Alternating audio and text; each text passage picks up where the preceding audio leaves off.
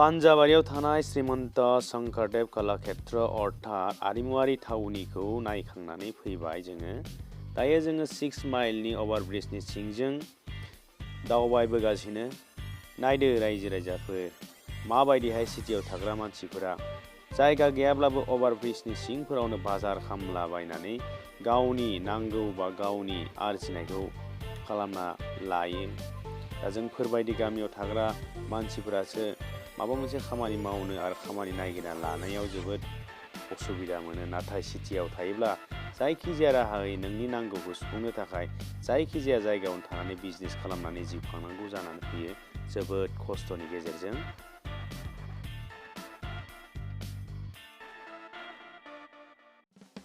थोंजोङै नुहुरनाय बे सिदाजों थाङोब्ला जोङो फिन खानापाराखौ सहैफिनगोन।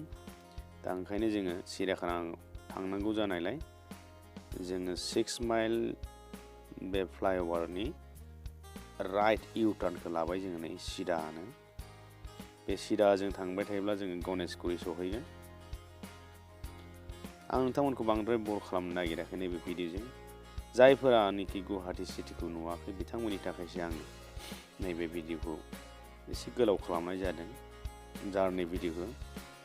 आरो जायफ्रानोखि गुवाहाटी सिटिखौ मोजाङै मिथिखागौ बिथांमोना एसे बर मोनगोन, बेनि थाखाय आं सरि।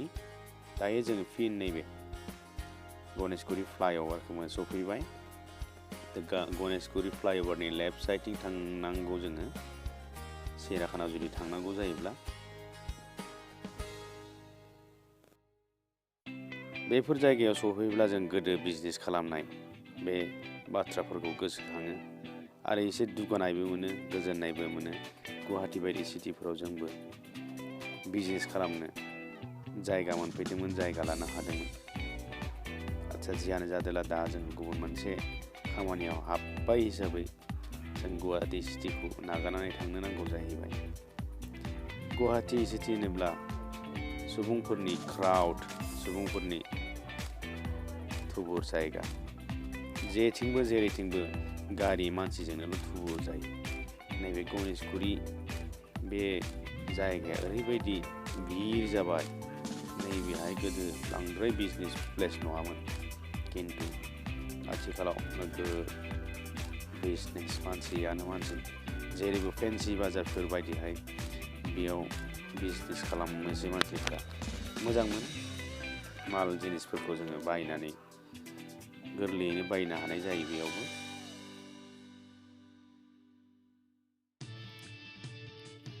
जों सिरियाखाना फारसे आवगायथारखाबाय, सफैथारनोसै। सिदाजों थांबाय थानाय बे लामाजों थांबाय थायोब्ला जोङो खृष्टान बस्ति, भांगर मेडिकेल, पल्टन बाजार बिदिनो सहैगोन जोङो ओरैजाय थाङोब्ला। जों दायो राइट टार्न लाबाय। नैबेफोर गासिबो गोदान जोब, थांनाय 4 बोसोर 3 बोसोरनि गेजेराव जानाय ब्रिज। बुंनो थाङोब्ला गुवाहाटी सिटिया जोबोद सोलायजोब्बाय, माने जोबोद डेभलप जाबाय। जों गोदोहाय 8-7 बोसोरनि आवगायाव जा नुदोंमोन, दिनै बियो गोबां सोलायथारबाय। नैबेफोरबो थाबाय थानाय समाव बेफोर बिल्डिं अभारब्रिजफोरा गैयामोन। दायो मोजां अभारब्रिज जाबाय आरो एसे जामफोराबो खम जाबाय। दायो सिरियाखाना मोनसिगोन। फाइनालि सफैबाय। बोरै नांदों सार? गुवाहाटीयाव गथ'फोरखौ लाबोनानै? थिगैनो दं सार, मोजां। दायो जोङो टिकेटफोरखौ लाखांनानै जोंनि गथ'फोरा एन्ट्रि गेटआव गसंफैजोब्बाय। जोंनिया मानसिफोरा 58 जन नालाय, ओंखायनो जोंखौ एक्सट्रा स्पेशल एन्ट्रि काउन्टाराव जोंखौ लाइन जानो होदों आरो साफा साफायै जोंनिखौल' एक्सट्राहै सोगासिनो दङ।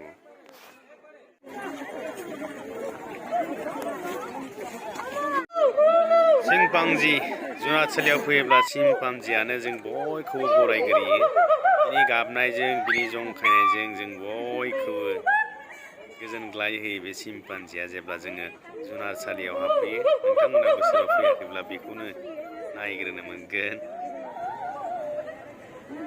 जुनारसालि सिङाव हाबनायनि उनाव फिन खेबसेयाव एन्ट्रि खालामो, जों मानसिफोरखौ चेक खालामफिनो। जिराफ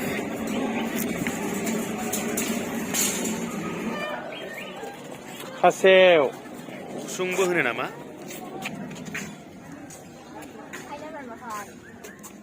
गावा जोबोद गोरोंथार राव होयोब्ला राव हरफिननो हायो बुजि मोनो बियो hello how are you hello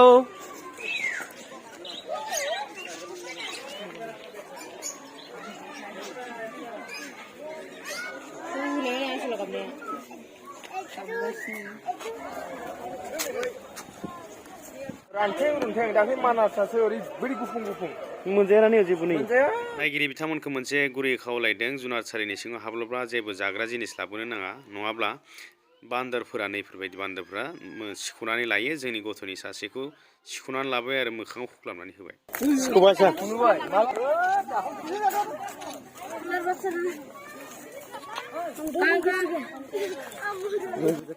सासेल' नङा सानै साथाम गथ'फोरनिफ्राय सिख'नानै बादामखौ खुनानै जाबाय नै मासेफोरनो ज' फैयो बान्दरफोरा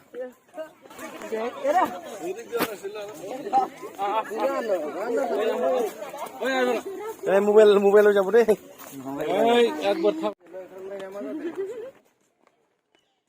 मा नायगोन नोंसोरो सिरियाखाना नायनो फैदों जोंहाय दैनि गान्दा नायनोसै दै गान्दा ओरै दङ नामा दङ ओमफ्राय मा नुबोखो नुनाया ओरै मोख्रा नुबाय बिनिफ्राय मोसा नुबाय जिराफ नुबाय दाउ मैना नुबाय टर्टइस गिदिर नुबाय गोरलैबो टर्टइसबो नुबाय गोसोखौ मोजां मोनदों आरो मोजां मोनदों आरो बांसिन जुनारफ्रा बेसेबां दङ एसे खम दङना एसे बुरजायैनो दङ दासान्दि नुजोबाखै आइडिया एसे खमानो दं नोंथाङा गोदोआव फैखांनायमोन नामा आं दिनैजों 5 टाइम जाबाय आच्छा गोदो फैनायजों दा फैनायजों माबा मोनसे डिफारेन्स गोदोसो साबसिन नुदोंमोन खमिबाय दा गोबां बुस्थुफ्रानो खमायबाय आरो आच्छा नै बिसोरथ' जिरायनायल' गोबानाय जिरायनाय आरो जानायल' बेनोल' जेबो नुवा बिसोरो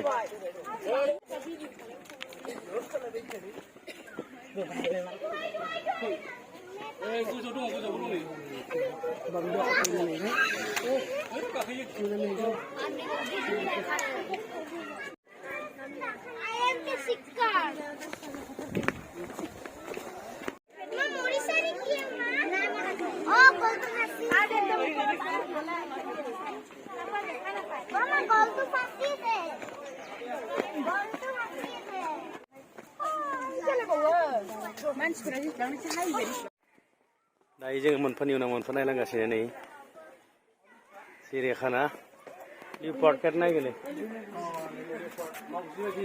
नै लिउपार्ड केट लिउपार्डसा आयो गाजर आलुसो इमान डांगरनो आदि ada kaljan simi बेरायलाबाय थाबानो जायो जानो माने खालि उन्दुनाय सेबलाय ए वा आयु जायगा जानो मोनो खालि उन्दुनाय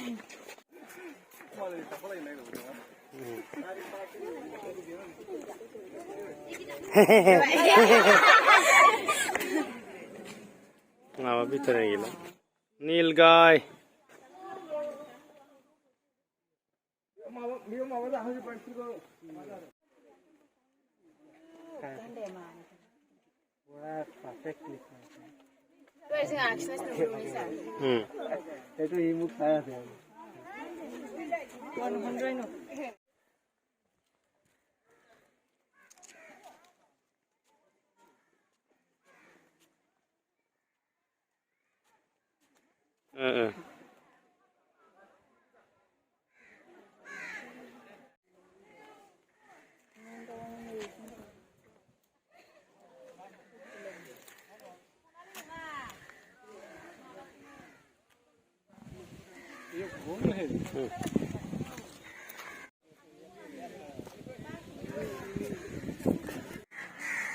सैमा सियाल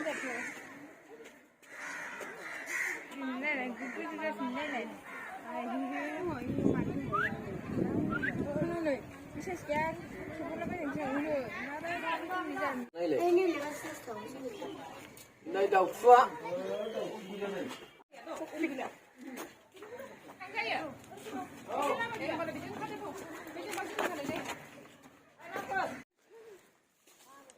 मै सौलायदों नै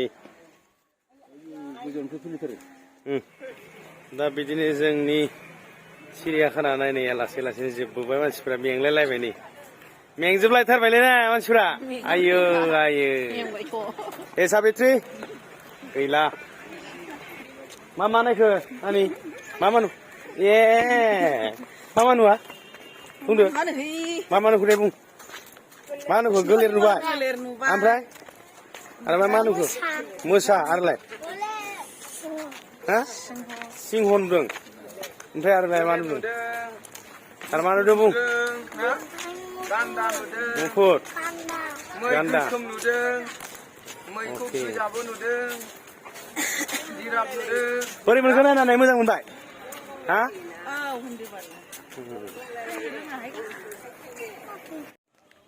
बिदिनो सिरियाखानाफोरखौ नायखांजोबनायनि उनाव जोङो फिन उजान बाजाराव थानाय प्लेनेटरियाम हाउसआव फैनानै प्लेनेटरियामफोरखौबो नायफैबाय नायखां लोंखां जोङो जानायखौ जोङो लांखानायमोन जिहेतु जों जाबाय मोनाबोबाय दा नै न' फारसे जोङो दावबायबोफिननायनि नुथाय मोनाहांबायनो 6:30 जाबाय गुवाहाटियावनो जोङो जोबोद क्राउड जादों मानो होनोब्ला आदाबारिनिफ्राय भरुलु बेफोरथिं थांनाय बे लामानि गेजेराव मोनसे गोदानैहाय ब्रिज बानायबावदों अभार ब्रिज ट्राफिकखौ खमायनायनि थाखाय बेनि थाखायनो जोबोद बिजि जादों र'डआ मोनसे वान साइडल' जादों दा दिनैनि थाखाय बाय बाय